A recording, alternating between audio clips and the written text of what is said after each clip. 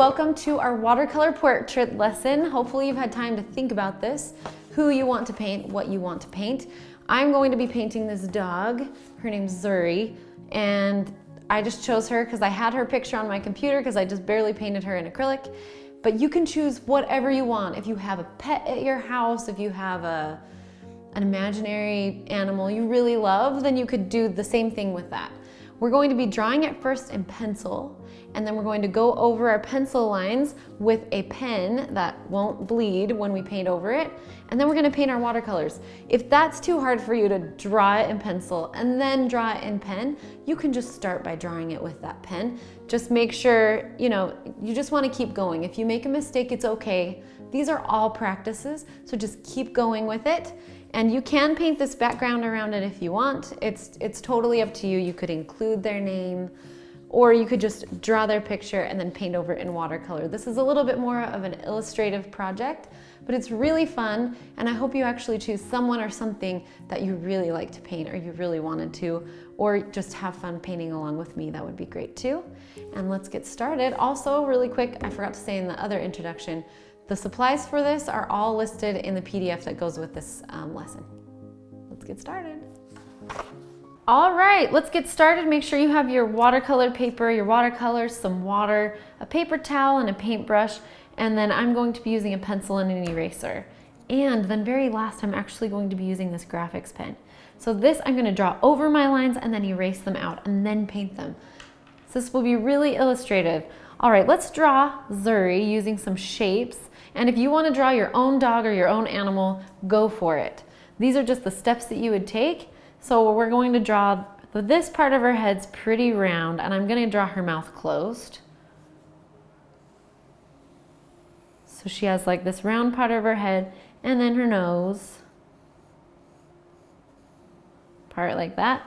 And then she has really like these rabbit fox ears that are so amazing and really just make her look like her. And then her eyes, really nice round eyes over here. So her eyes, I'm just gonna make them just a little bit kind of like a dog, where they kind of have like this little triangle down at the bottom and triangle up at the top. And then I'll just put this little circle in there. And maybe we'll add a little highlight circle if you wanna draw that. And I'm gonna draw her nose. It's kind of round actually. And she has a pink stripe that goes down the middle of it. And I'm just gonna draw part of her little nose right here. So I'm just drawing this bottom part right here, like this W that's not very big in the middle, and then this bottom part right here. And I'm gonna make the sides of her face just a little bit skinnier. And I'm just gonna put maybe the middle of her ear in here with some lines. And I really like her coloring, how she has this cool, almost like this white stripe. So I'm just gonna draw like this triangle coming up and then arch it over. So we have this really cool looking W. And then I'm just gonna curve this around her eyes and come up, and then curve this one around her eyes, and then just curve that all around to the back. And Zuri is a fluffy dog. So a little bit, I would definitely add some scruff in here when I start to color it in, and maybe in her ears. Her ears are kind of pink inside, which is actually really cute. And I'll put maybe a line right there just showing that her nose is coming out. This is where it gets really fun. Are we gonna put a hat on her? Are we gonna put like a handkerchief around her neck? Is she going to be wearing like an artist shirt? Maybe I'll put a beret on her. So a beret is a hat that kind of, I'm just gonna make it kind of sideways. And then I'm gonna put holes in it for her ears. And it has like this top little thing in it. So a lot of people think artists wear those, but you can draw whatever kind of hat you want. It just reminds people of Picasso. And then maybe I will make her more of like a Picasso dog. Like maybe she has some shoulders here. I'm just gonna draw some curved lines down in her shirt. And maybe she's wearing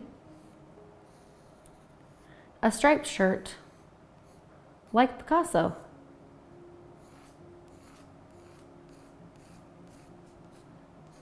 After you get your sketch on there, you want to just grab your marker, and this is a graphic pen, Pigma graphic pen, And then you can just draw over the lines that you want to keep. You can change things if you want to. Then her eyes, and I'm just going to leave that little white circle inside. So I just kind of drew a circle around it, and then I'm just going to fill in the rest with dark. And maybe I'll even put like a little tie around, you know, just like a little handkerchief kind of thing, because that's kind of artistic, maybe. Now take your eraser and erase out any of your pencil lines.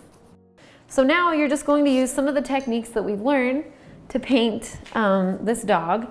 I'm just gonna get her eyes painted in, and I use my paper towel a lot to just see what color I've got on there.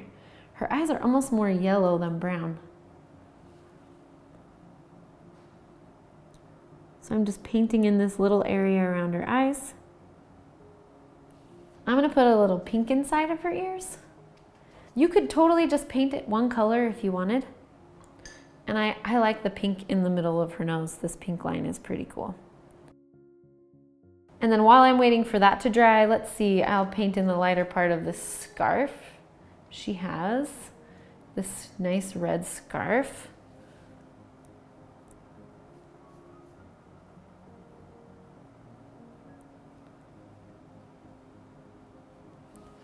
Now let's mix up this gray color that's kind of gonna be in these areas and up on her ears. It's kind of more brown if you really look at her, but the nice thing with being an illustrator is we can kind of choose what we want to do. So just, I'm making a little puddle over here with black and brown, and I think I need more water because it's pretty dark. We don't want it to be too dark. And once you get the right color that you like, and you could paint this green, it's totally up to you. You go ahead and just paint in. If it's too dark, you can also just dab your brush on your paper towel. Go ahead and paint in those areas where you think that color is. So I'm just painting it in these areas that are around her eyes and these areas that go up onto her ears. And you could add texture, like maybe you want it to look like fur, and so you want to use the dry brush technique. You could totally do that. And I don't mind if it bleeds into this pink, so I'm just going to paint it right next to it. If you don't want your colors to bleed, then just leave like a little white. Do you see how I'm just leaving a little bit of white there? And bleeding means your colors start to mix together and you don't want them to. I think it always looks cool, but some people don't, and it really bothers them. So if that's you, just either wait till it's totally dry or leave a little bit of white in between. Let's paint in her nose. And if you get too much paint on your brush like I did, just blot it off on your paper towel. Sometimes it looks really dark, but it's really just because you have a puddle of paint on there. And let's go ahead and give her a little bit of a shadow under here, her chin, and maybe just right here. And I'm just using a drier brush to kind of fade it out. All right, now let's work on the shirt. So I'm just going to be doing some navy blue stripes. And I might just kind of indicate that this is where that sleeve comes. You can put your own patterns on. You don't even have to paint this dog. I just wanted to show you as an example for doing a animal portrait and how fun watercolor is when you're doing something illustrative. And let's go ahead and I'm gonna paint the beret black. If you wanna do it black, mix up a puddle, you know, in your tray, just like we've been doing. You can add like some little white highlights if you want it to look like it's a little bit shinier. And we could add some color on her arms if we wanted to. Even just to give them just a little bit more shape so they don't look like part of the shirt.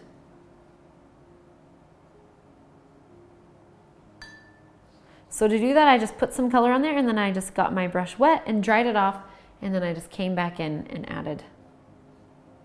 But it probably will look better if it's just a flat wash.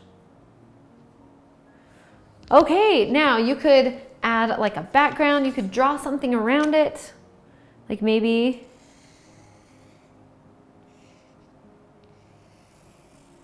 You know, and then you could draw the animal's name down here, like really cute, with cool, not cute, but with cool letters.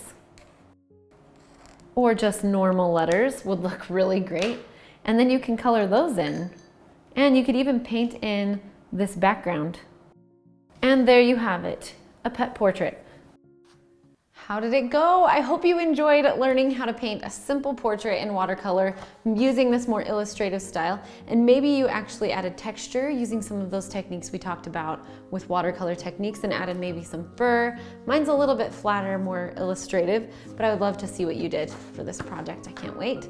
And your project, now that you kind of learned the skill how to do this, is to choose something else, a person or an animal or a thing, and try this technique again. You could do it on a smaller piece of paper. You could cut this in half and just do 2 portraits if you wanted.